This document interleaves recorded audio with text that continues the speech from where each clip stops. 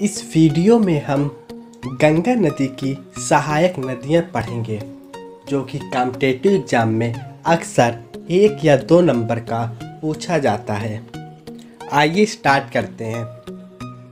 गंगा नदी की सहायक नदियाँ: घाघरा नदी, दामोदर नदी, रामगंगा नदी, यमुना नदी, कोसी नदी, सोन नदी, गंडक नदी, महानंदा नदी, गोमती नदी।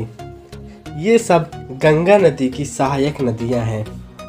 इन्हें याद करने की ट्रिक जानते हैं।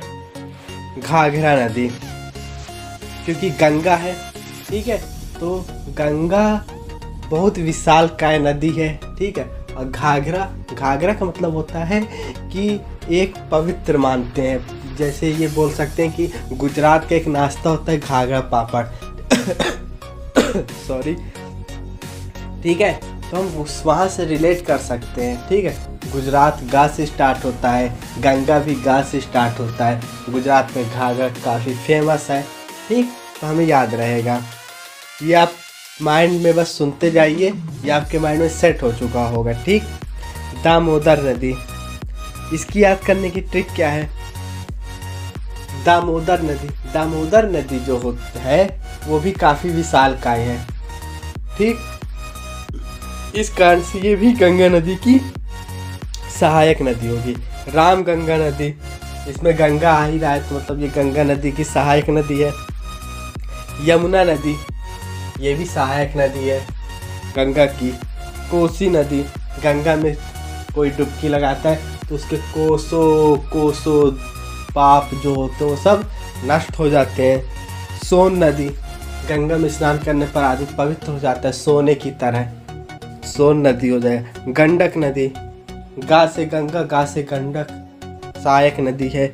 महानंदा, तो गंगा एक महान नदी है तो महानंदा नदी इसकी सहायक नदी है। गोमती, गा से गंगा गा से गोमती, ठीक है। एक बार और देखते हैं गंगा नदी की सहायक नदियाँ।